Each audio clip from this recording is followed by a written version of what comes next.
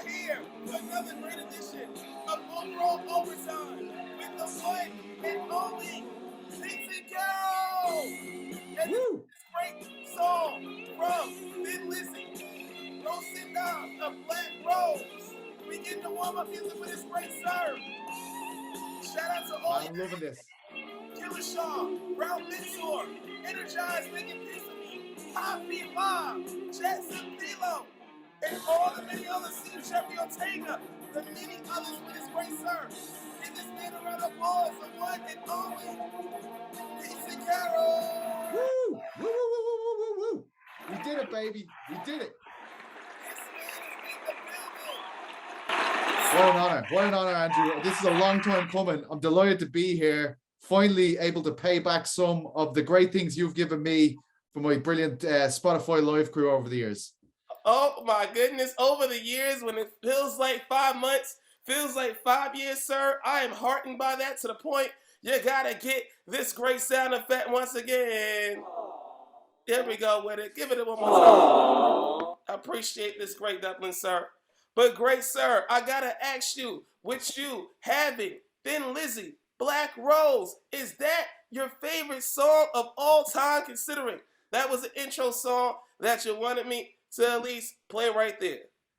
Yeah, well, he's Phil Lynnett's my hero. It's fantastic. Oh yeah, well, Thin Lizzy are my favorite band ever. They're an Irish band. They're from the opposite side of the city as me. They're from Crumlin, but the same place as Conor McGregor, actually. Well, the lead singer is Phil Lynott. So every time I'm flying back to Ireland, if I've been away, Andrew, I get very emotional when I see the green of Ireland, especially if it's a long flight. And I'm always listening to that song, Black Rose. And what they're doing is they're singing songs of old folklore about Ireland.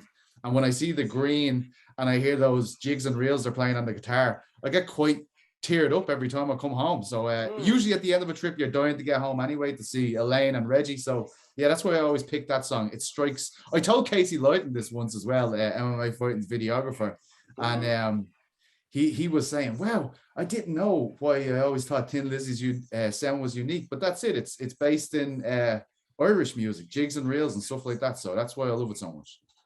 Well, you played so well with that in terms of how that song right there, that's become one of my favorite new songs, man, because I wasn't up on Thin Rose, and I got to tell you, especially with the live performance, because it is like a 7-minute thing with it. I love how he ends it in the fashion, man, and that's a hell of a recording right there.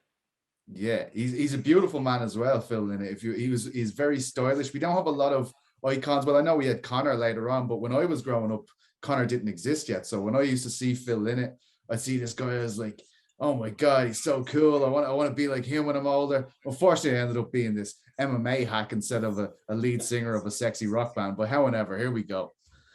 Well, if it's this as an MMA hat, then hat has been led to a new optimistic term, sir, because you're the opposite of that in a major way. And to the point, PC, man, where one thing that's so great about you is that you are funny without even sometimes necessarily wanting to be funny with it. Where I jokingly say that, forget Graham Northam over there for late night show. Give this man a late night show over there in terms of the major, not only UK and Irish scene with it, man. For you, who for you gave you or has you in this whole great sense of humor and this great personality that you bring on the daily, no matter what the situation is? It's probably I probably had to develop a sense of humor to stay out of trouble growing up where I grew up, to be honest, because, I definitely didn't want to be fighting some of the guys around here. So I had to learn how to be a bit quick with the lips rather than the hands, I think. But I'd say the main person who's got me into the broadcasting and things is Ariel, because when I first joined MMA fighting in 2017, I wanted to be like Chuck. Like Chuck was my hero. I wanted to be a feature writer and stuff like that. And Ariel's obviously a very close friend of mine for a long time. I first met him in 2014, and we've always stayed in touch with each other, always going back and forth, texts and stuff like that. And eventually he headhunted me for MMA fight in 2017, and our friendship really blossomed from there. I love the guy. He's one of my best friends in the world, and he was the one who as soon as I was in the door at MMA fighting, he was like, you need to start a podcast. You need to do this. Eventually we started Eurobash there, which had a great success, really stimulated the European scene over here.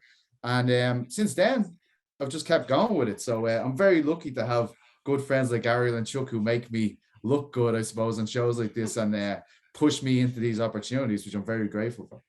Before we get into that great development of the three-pack show and the bond, most importantly, that led to the show, what for you was that first sports moment that was prominent that made you say, all right, I love sports, before you went and said, damn, I really do love MMA here? What was those first two moments for you? Well, my granddad used to babysit me when, like every Saturday, he'd come up from a further part of North Dublin, Skerries, out by the seaside. He used to come up and look after us, and every time we'd pretend to go to bed, and then he'd wake us up when Prince Nassim was fighting her and guys like this, and we'd get up, and I was only maybe 3 or 4, and I'd be so excited to even be awake. But I loved watching the fights with him. And then a knock would come on the door when my mom and dad would be coming back from the pub or wherever they were, and we'd scarper up the stairs. But of course, they knew that we were up and watching the fights with my granddad. So that had a big impact on me when I was young. And then I remember when Steve Collins fought Chris Eubank the first time. That was the first time I realized that fights were behind a paywall, because my uncle was the only person who had it that I knew, and the whole street was in the house watching it. And I can remember Chris Eubank was so famous, and I loved him because he was dancing, he was a real showman, and I was going around going, you don't think Steve Collins is going to beat this guy, right? And my uncle was like, he's doing well, and then he ended up winning, and it was such a huge celebration that it stuck with me forever. And that's when I was like, well, fight sports bring something out in Irish people that otherwise doesn't exist. Like there is huge passion for soccer, there's huge passion for the Gaelic games as well, but I'd never seen Irish people feel so much pride that I saw that night when Steve Collins bet Chris Eubank. Even though a lot of people thought it was controversial, it was amazing. Yeah, that went in 1995 when that went down in a major way with Steve having that whole victory. For you, was that your favorite sporting moment, or was it when Ireland qualified for the World Cup and any Roy Keane, Saddest, Robbie King, Damien Duff? What for you was your favorite sports moment, sir? Well, I mean, I had such a front row seat for Conor's rise. Obviously, I was very immersed in his camp. So, I mean, there was a time when I know people criticize me and say I'm very negative about Conor and stuff like that, but I was the one trying to lead the world to this guy when nobody knew about him. And at the time when he put away like Mendes and Aldo, like I would be on radio stations compelling Irish people to care about this man. Like, please, like they'd be like, this isn't a sport, blah, blah, blah. And I was like, we will never see anything like this again. So when I was seeing that happen in that moment, and I was seeing the Irish people react in a similar way to they did, I remember being in my uncle's house with Steve Collins and all that stuff. I was like, this is really happening. Like the world is going to have to stand up and take note of this guy I've been covering since 18 years of age, so that was incredible to be there for that. And I'm still happy I did, even though, look, yeah, the public opinion is definitely down on Conor, and you can understand why, but like he was in that moment an amazing power for good, I felt, and a great thing for the Irish identity abroad. And that's the thing, because you literally were there from the start of everything. And it's not something where you're a paid spokesperson of him, you're a journalist. And it's just wild just to hear the fact that people think that you have this whole negative take on him when you're providing a balanced take, and honestly being a unofficial, could say, confidant in regards to keeping it real about him instead of just ass kissing. Like, do you feel that that's sometimes the case in regards to, say, for Conor, or, anybody that's prominent in terms of any position in regards to any Irish sports scene? Or do you feel that just for Conor, that's something that's just a unique situation, that people are just so loyal to him that they can't be objective whenever it's like a down period? Yeah, I just feel like, and to be honest, Chuck and Ariel are great at reminding me of this. Like Chuck recently wrote a piece about the downturn of MMA media and the professionalism in it. And I read it and I felt guilty. I told him, I was like, I read it and I read he cites an ESPN piece he did with how was his name? The judoka, Carol Parisian. He cites an article he did with Carol Parisian, and it's such a brutally honest piece that he did. And I was reading the piece that he cited in the article, and I was like, I've never been as honest as this. I've never been been completely like, this is what I'm seeing, like no skin in the game here. This is just what I'm seeing, and so raw. And like, Carol Parisian probably read that article and was like, shit, man, I didn't know it was like that, but at the same time, I do know it's like that. And yeah, that kind of only kind of fortified how I feel about this. Like, we have to say how we feel. That's the main thing. We have to reverberate the sounds that are coming at us. Like, so many people come at us and give their opinions and don't want the opinion to be connected with them. But when you have all this information, you have to tell people, like, this is what people are saying about this. This is how people feel about this. And certainly Conor got upset with me in 2020 ahead of the Cerrone fight when I was outwardly saying that the Irish public don't have the same kind of stock in Conor as they did at one stage. And that was true. And it is true. But during 2015, 2016, it felt like the opposite. I was the one going, please care about this. This is important. And everybody else was like, yeah. And then they all kind of got on board for the Khabib fight. But at that stage, for me, the pinnacle of Conor's career was already gone.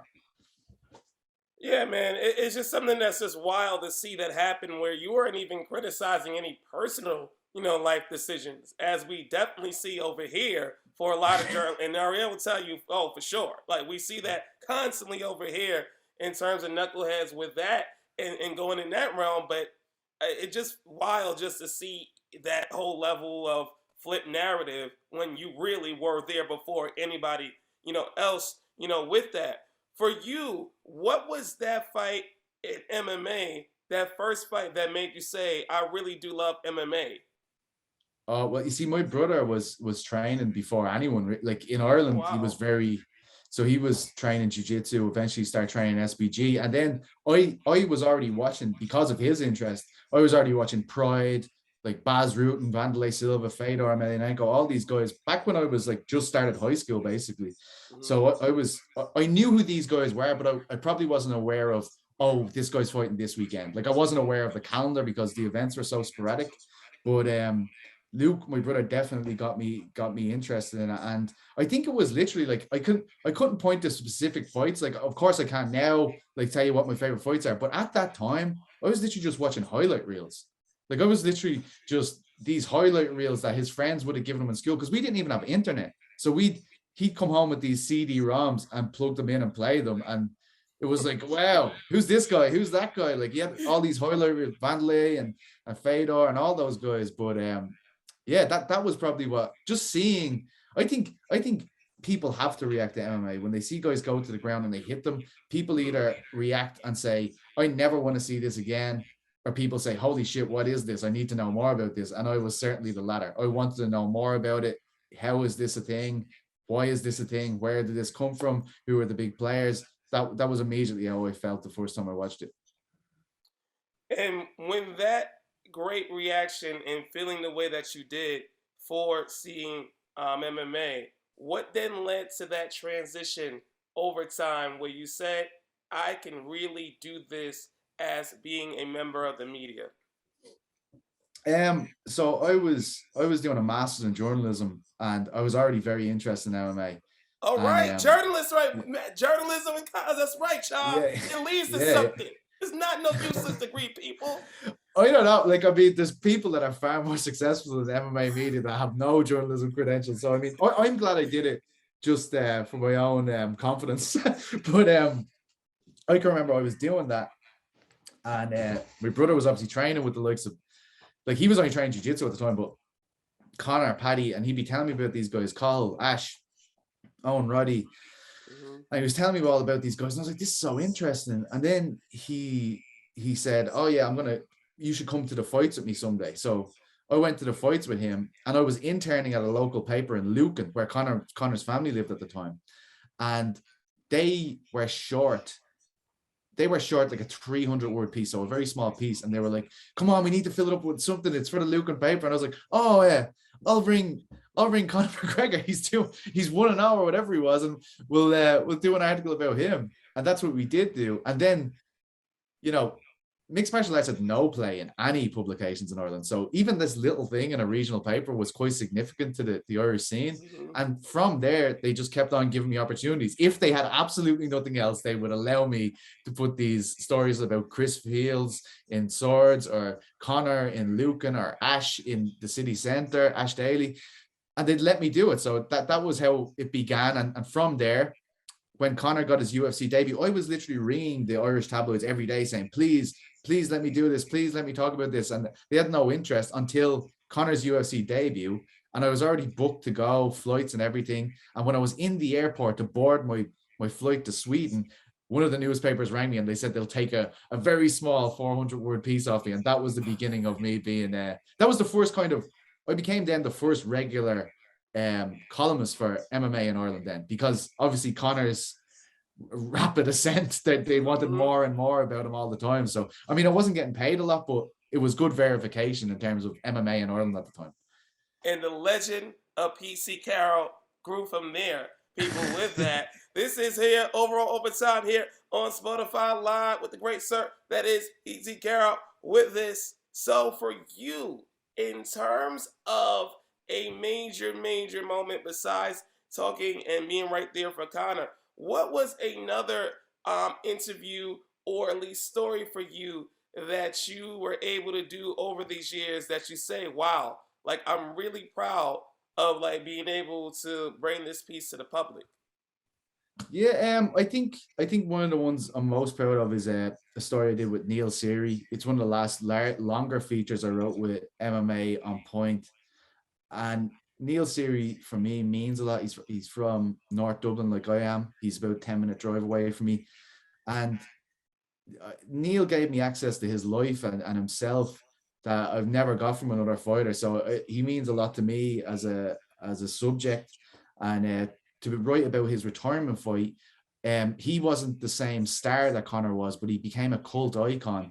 And I can remember I put out this article about him thinking only the diehard fan base will read this, but it actually ended up on Sunday supplement shows in Ireland, like where people are like, you got to read this piece that it's on an American website, because Peter Carroll wrote this article with Neil Seary, and the conversation between the two of them actually explains how hellish professional fighting is, how hard it is to become a professional fighter. And in Neil's case, he still had a full-time job, 3 kids, and he was doing this stuff. And he was 35 or 36 years of age at the time. So, and he was a flyweight in the youngest division in the sport. So, I mean, it was that meant a lot to me. And it meant a lot for me to see Neil verified by these big guys in the media, because that's something that I always wanted to see happen because I have so much respect for him.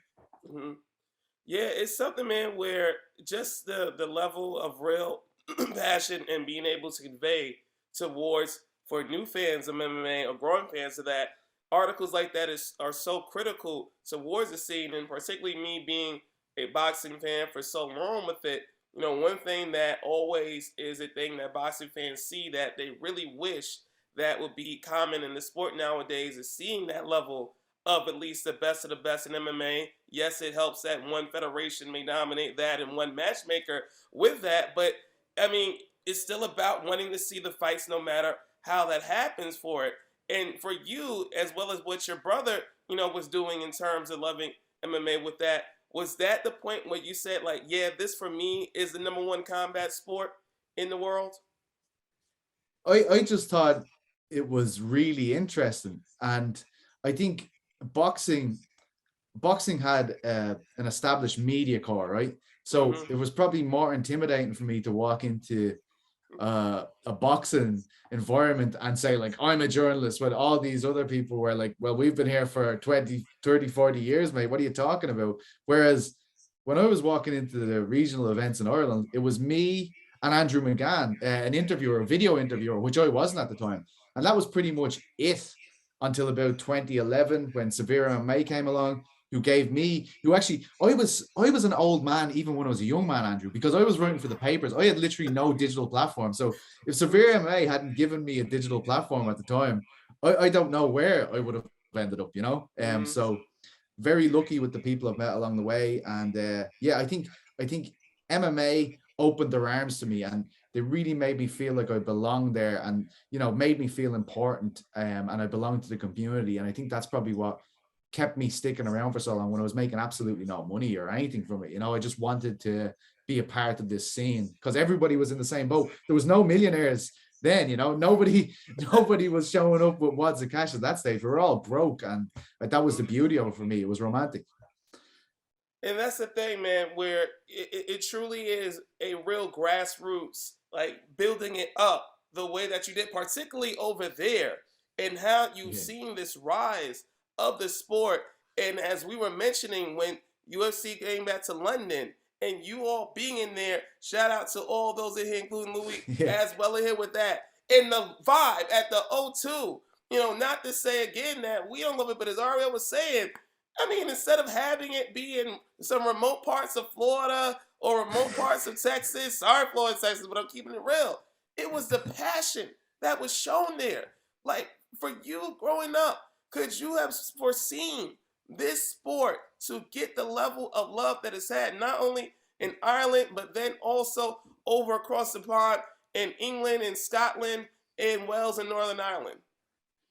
I probably I can remember when Bisping and Hardy and even Ian Freeman before them, even Phil DeFries earlier in his career, like in the UK, I felt like they were so far ahead of us initially, this is before even the UFC came to Dublin for the first time in 2009. Looking at it objectively, I would have thought these guys are leaps and bounds ahead of us. But it took something like the Cage Warriors promotion to start pitting Irish fighters against UK fighters. We're like, holy shit, we can beat these guys. And in Conor's case, right, it's not just beating the guys. He was going in and just starting. Like I watched Conor. I think I've seen Conor knock 3 guys out in less than 10 seconds. And that was crazy for like a guy of his weight division. So yeah, I think when we started seeing that, it was like, we're all in this momentum together. We're all like, holy shit, man, this is happening. And then pretty much as soon as he knocked out Brimage, like that was a big test because we saw him as an American wrestler. It's a different thing. As soon as he saw that, I was like, he's going to be a champion. I remember Gareth A. Davies walking up to me directly after that knockout, and he says, "You think he's going to go the whole way, don't you? You think he's going to go the whole way?" And I always say it to him when I see him. I was like, well, I fucking did, Gareth. That's what happened, mate. But incredible. It was incredible. Like, I'm so happy. Like, I wasn't at the Khabib fight. I wasn't at the Mayweather fight. But for me, I was at all the like, when we were riding the crest of the wave, that's when I was there. And that's what's most important to me. And Vegas on the fight weekend, sometimes it's better for a journalist not to be. Especially when I was able to pack out. Like, let's just say that, child. Trust. That's why if Spence Crawford fights is the only other time I will be in Vegas for a fight weekend, because it is hell, especially if you're trying to get a damn cab late all the way. God. Shout out to great Amy Flex, as well as Killer Shaw, as well as Muhammad Torre. I see you. Pape Live, I see all you. Alex Weber doing your thing, revved up and ready to go. I see you, Alex, with it. I got to ask you, man, from One Great Heights, a wonderful, wonderful Irish rise right there, to what is going on right now, as you had alluded to over the past 2 weeks, with Daniel Kinahan right now.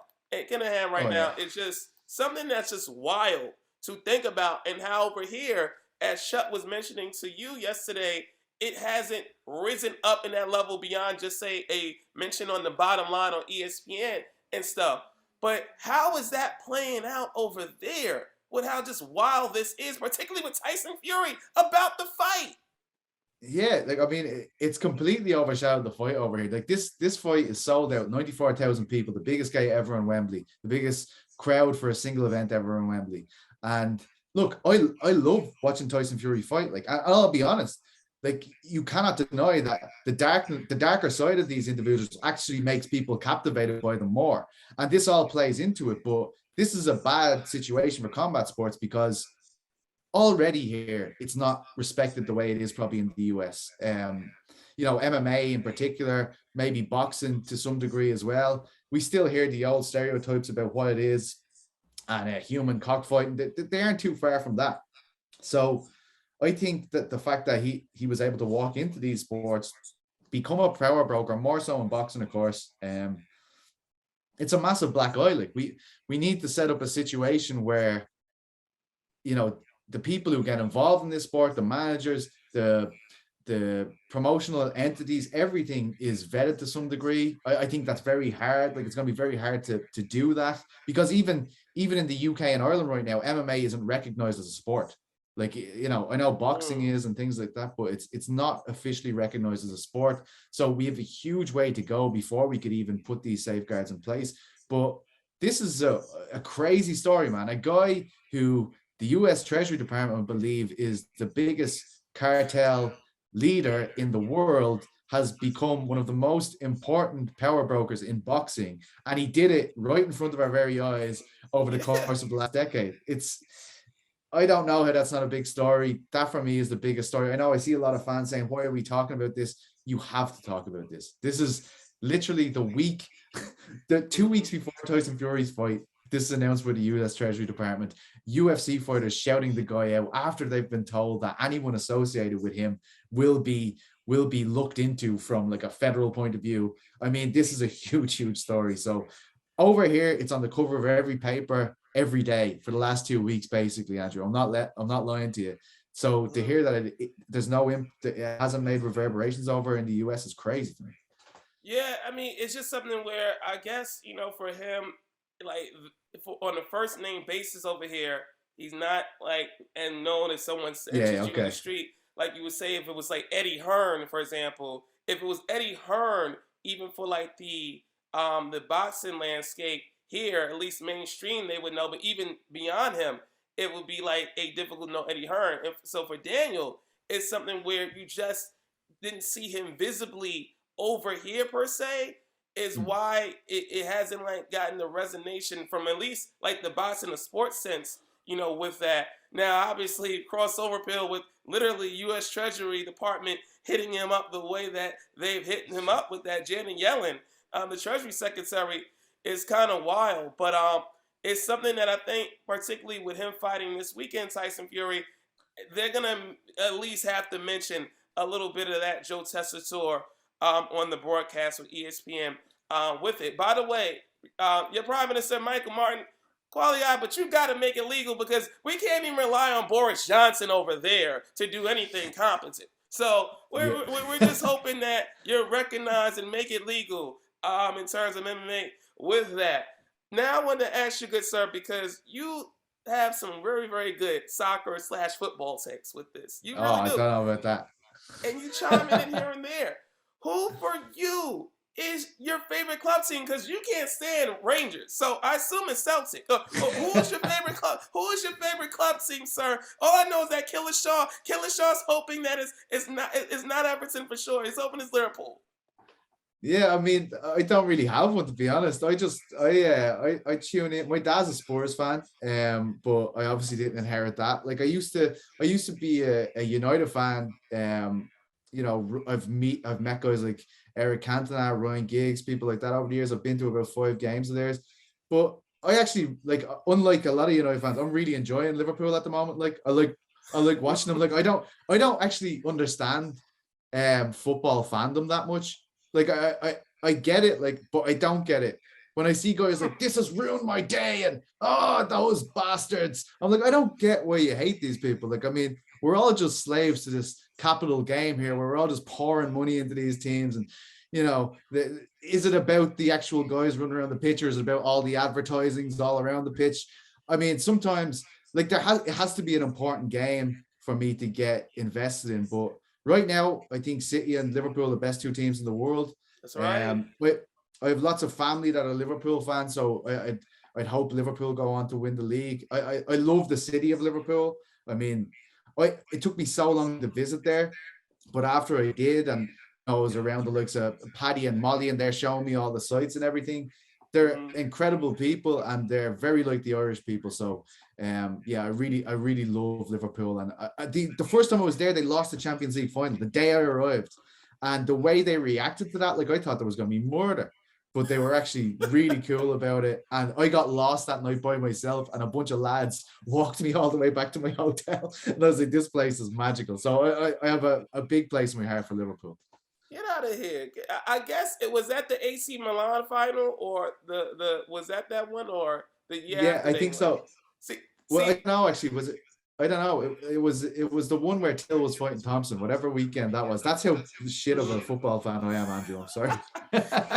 because they had won it the year before, so I guess that's reprieve for them. Where if you had met them the year before when they were getting smashed by AC Milan, only to have a famous comeback, then that's it would have been. Oh, I think it's the one actually. My bad. The one, the Real Madrid one. It was the Real Madrid one that they Right, lost right, right right. there. I thought you were talking about even over in 2000s, man. I'm about to say with that, but shout out to Killshot with that. And yes, Aaron, Nice to Gareth kill shot. Bell's bicycle kick with it. A few more questions before we go, good sir, because you were talking about this whole bond that you have with both Chuck Mindenhall and Ariel Helwani. When was the Yeah. first time you met Chuck, and how Chuck was doing his thing as one of the best MMA journalists ever with that? And then Ariel, we'll hear about that. When did you meet Chuck, and how Chuck was ingratiating to you, the mayor of the Nutmeg State? I was actually quite intimidated when I met both of them. I'd probably talked to, I might have been a guest on Ariel's show. No, I met Ariel in 2014 when he was in Dublin. And I remember we walked into the room, and at that stage, he's already like the god of this MMA shit. So, I mean, I was like, everyone's like, oh, everyone's like being professional, like be equal to Ariel here, and blah, blah, blah. And I was like, fuck that. I walked straight up to him. I was like, you're the man. I said, I can't believe you're here. This is amazing. I was like, this is great. And Esther Lynn was with him. I was like, holy shit, Esther Lynn, I don't believe this.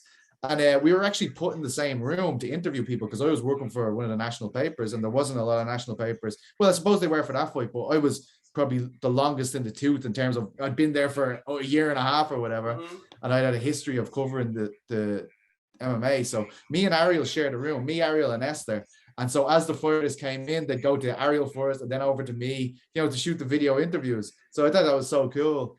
And then when I met Chuck, it was 2016 in Vegas for the second Nate Diaz fight. And I'll never forget, like, the first interaction I had when it was before the press conference. And we were like, I turned around, and Al Shadi and Mindenhall are there, the two best feature writers in the game, the people I aspired to be. Little did I know I'd be on the same team with them in about 9 months' time. But I can remember I said to Chuck and Sean, I said, geez, there's not a lot of buzz for this fight, guys. It doesn't feel like the first one. And they're like, yeah, I know. And then we went into the press conference, and there was that riot where they threw the bottles and stuff. And then we came in, we're like, holy shit, this is going to be huge. And yeah, that was I actually met Chuck and Sean at Aldo, the Aldo fight. They sat in front of me at the press, but I always remember that moment before the second Diaz fight, because it was very funny, us talking down how little people cared about the fight, and then suddenly it became the biggest fight ever because of what happened at the press conference. You rose the expectations. Yeah, that's it. I needed something. Actually, I had a camera with me at that time, and I had foolishly assumed that if you just had a camera and you pointed at the right thing, that you'd magically be Esther Lynn. And the first picture I tried to take, I pointed at Nick Diaz as he's exiting, right? Because they left the stage after all the shit went down. And Nick just palmed the camera into my face. And I have this image somewhere of like Nick Diaz's palm just in my face. And yeah, it was excellent. Phil O'Connor actually got hit with a bottle or something, or got hit with something at that press conference. That was wild, man. But fantastic. What great memories. I hope someone, no offense to Phil, and glad he's not hurt from getting hit from a bottle, but he probably wouldn't mind seeing video of that and like, that's how epic this was, with it. And when you met Ariel, like, how did that go in terms of him being his whole Montreal humble self, despite having to deal with a whole lot of drama? Mate, I think he's one of the most beautiful people in the world. Honestly, like he's one of the most wholesome people I've ever met in my life. He's so generous with his time and with his with advice and things like that. And he's just a really pure guy. Like, I mean, what you see is what you get with him. And I admire that about him. And I mean, when I lost I got pissed off when Brendan Schaub talked shit about Ariel Helwani. I got very fucking annoyed. And it's the only time. I usually don't like to get involved with beefs online and all that shit. but I saw him saying But it that was millions of bullshit. people. It was such bullshit, honestly. You know. And it's like, when he said millions of people have told him that this guy is a bad teammate, it actually pissed me off so much. And that's when I took online. I was like, I lost my job in 2020, and that guy rang me every single day. And there was a point where I was like, you know, oh, is this for me anymore? You know, up until MMA on Points on me in December of 2020, you know, is this, because at that point we're like, we don't even know what's happened to this industry. And if it wasn't for the likes of him saying like, you know, if you like, this would be a massive waste if you were to leave this profession and things like that, I might have given up a lot quicker, because at the end of the day, he's like the Jordan of this MMA media stuff. So when he's telling you like, mate, you can't leave this, and then I stay in and I managed to get that contract with MMA on Point, which kept me in the game, and I'm so grateful for those guys for giving me that. And then that then leads to the Spotify deal. I mean, it was insane. It was insane, and I'm very lucky to know him, and I'm very lucky to have him as a friend. And he feels likewise with that, and we just are so, you know, grateful to see like the bond, you know, that y'all share, and how y'all ingratiate yourselves towards us with that in such a genuine and trusting way. That's just great, man. And that's why you have all these people in here listening to you with this.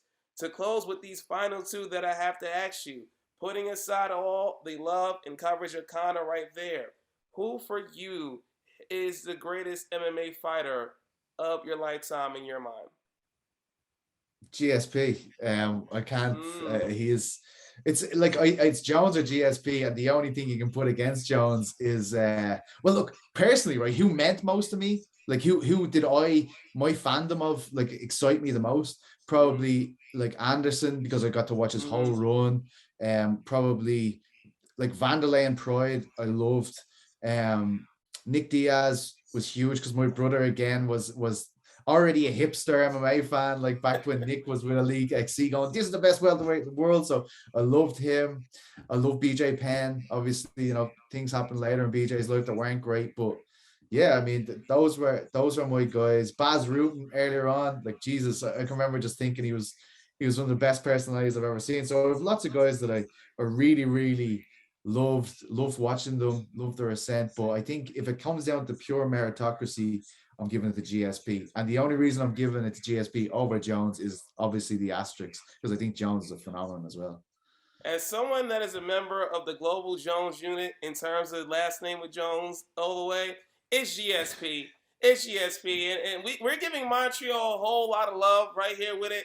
But the guy, you know, not only phenomenal, the nicest guy in the world that will still rip your head off is someone that is truly a full moniker that you could give the GSP, or at least a quote to represent him. But, you know, such a wonderful guy. And I hope that y'all get him on here, because he just really, really is one of the reasons why I really got vested as, like, I will say straight up, y'all, from casual status and growing with that, because of the combination of incredible fighter that he is, but just a generous, like, human being with it. And how funny the thing with Michael Bisping was, because I like Michael Bisping, but it was just such a funny contrast of personalities with that, in that major way. For the last question, good sir, and sorry to the good sir Patty Houlihan, because your great speech for him 2 years ago for his whole book was the one thing that I want to talk about for his book launch, but we'll have to do that another time. But I highly recommend those watch it on YouTube.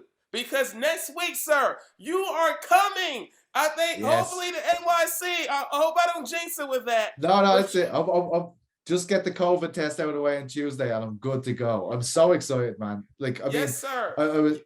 I've been telling people this. Like, I'm so old now that like my list of things to do are just different types of food, and that is depressing but also exciting for me. So I mean, I'm happy with it.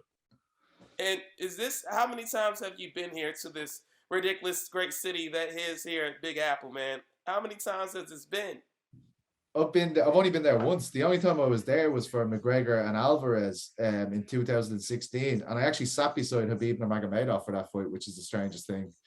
You know, he beat the brakes off Michael Johnson that night, and then Khabib came out and sat beside me because I was nearly in an auxiliary part of the front row because there was so many media there. So I've always been very. I have a picture I took of him. I remember I turned around to him, I was like, "Can I take a picture of him?" And he was like, "Hang on," and he stood up and stared real cold into the cage. That's the picture I took. But yeah, it was incredible, incredible. The first time I was there, I'd blown away by Madison Square Garden, blown away by the size of the place. It's just a brilliant experience. So I can't wait to do it again.